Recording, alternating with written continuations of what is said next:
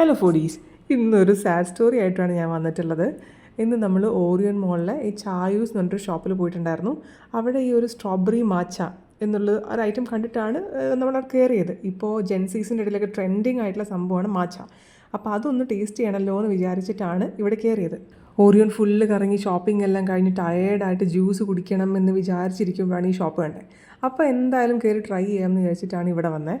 അങ്ങനെ നമ്മളടുത്ത് സ്പെഷ്യൽ ആയിട്ടുള്ള സ്ട്രോബെറി മാച്ചയും പിന്നെ ഞാൻ സേഫ് സൈഡ് പിടിച്ചിട്ടൊരു മാംഗോ ഷേക്കുമാണ് പറഞ്ഞിട്ടുണ്ടായിരുന്നത്. ബില്ല് ചെയ്തപ്പോൾ തന്നെ ഞാൻ ഞെട്ടി.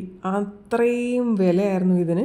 അപ്പോൾ ഞങ്ങൾ വിചാരിച്ചു അത്രയും റേറ്റ് ഉള്ളതുകൊണ്ട് തന്നെ അത്രയും അടിപൊളി സാധനമായിരിക്കും, നല്ല ടേസ്റ്റി ആയിരിക്കും എന്നൊക്കെ വിചാരിച്ചു. അങ്ങനെ സമാധാനിച്ചു. പക്ഷേ ഐറ്റം വന്നപ്പോൾ രണ്ടാമതും ഞെട്ടി. ടേസ്റ്റ് എന്ന് പറഞ്ഞൊരു സാധനം അടുത്ത് കൂടെ പോലും പോവാത്ത 2 ഐറ്റംസ്. ഇത്രയും മോശമായിട്ട് ജ്യൂസ് ഉണ്ടാക്കാമെന്ന് എനിക്ക് ഇന്നാണ് മനസ്സിലായത്.